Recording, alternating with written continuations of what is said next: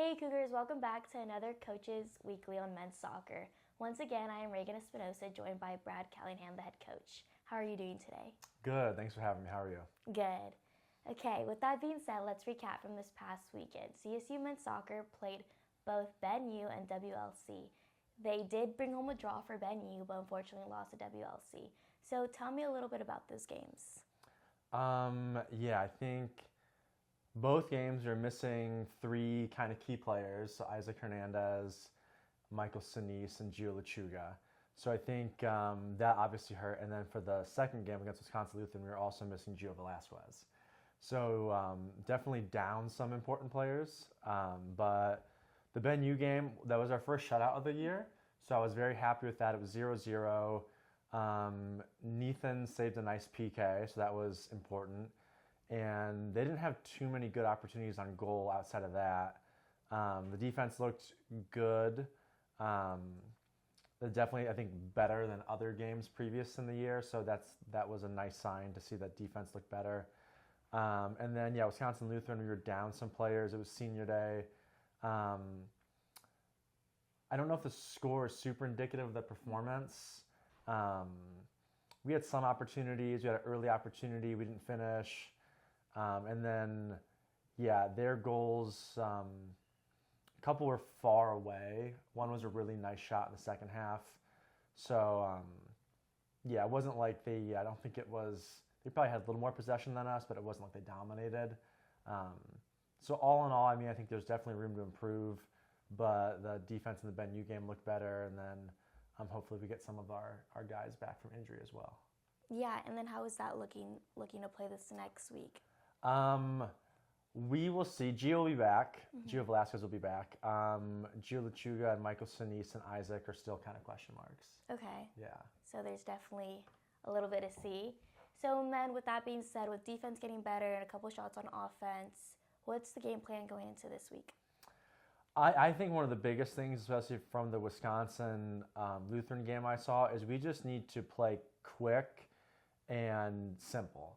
I think when we start trying to dribble guys and we're overly complicated in keeping the ball, we tend to lose it. So we're going to do a lot of like 1-2 touch stuff at practice, just getting our head up, constantly scanning the field, playing passes. I think it's, I was kind of telling them after the game, I think what separates different levels of soccer is just consistency. And so even though we know to do those things, it's can we consistently do them? Can we consistently execute on them? So I think simple things too, like playing a ball to a player's front foot. Sometimes we'll play a ball to a player's back foot. They need to stop. It allows the defender to recover, and we might lose it.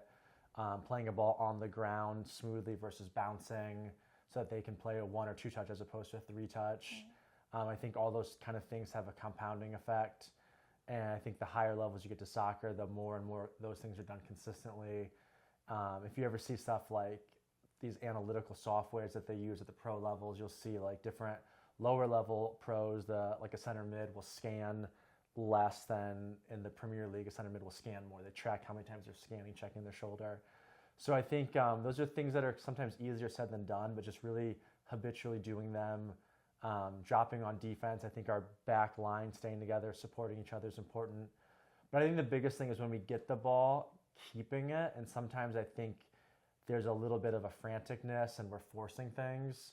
So can we transition as a team, get numbers up, and play it back if we need to, play it simple? I think a lot of times we see guys who will turn into pressure and lose the ball turning into pressure rather than just playing a simple back pass and opening up. So I would just say key things are keeping it simple and playing quick. And there was like I remember there's about a 20-minute spell in the second half of that Wisconsin Lutheran game where we did that very well and it looked good and we had a lot more possession. But then I think we kind of fell into some bad habits of trying to almost do too much. Yeah. Yeah. And I know you mentioned a couple players being out. Were there anyone or any players that stuck out this last week? As doing a really good job? Yeah. I think Daniel Gutierrez this year has stepped up for us big time. He was a player who really didn't get minutes last year, and he's getting like full 90s this year. So he's done a really good job at center back. So he's somebody that I think has done a good job. Matthew LeBoy has done a good job. He was a player who wasn't getting a lot of minutes early in the year, and he's new this year. And he's done a really good job, I think, stepping into a role, playing up top, and he's done a good job at right back when needed. And then I think there's guys like Justin Ocampo has consistently done well in the center mid.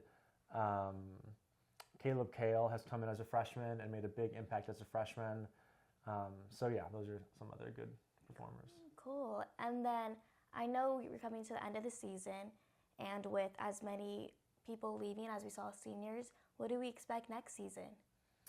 I think we're going to have to recruit a lot. I think at this level, it's all about recruiting. I think recruiting is more important than coaching, if I'm being honest, because we're losing 10 seniors.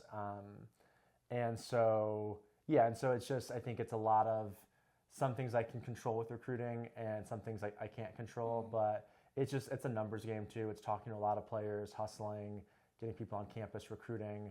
We'll have some good players returning, and we're losing some good players as well. So I think a lot of it is going to be recruiting. Yeah. So with that being said, thank you for joining me today. I'm Reagan Espinosa, and the CSU men's soccer will take on 2 more games versus both Edgewood and Marion this week. I wish you guys luck, and if you guys want any more information on CSU men's soccer, visit cucougars.com. Bye, Cougars!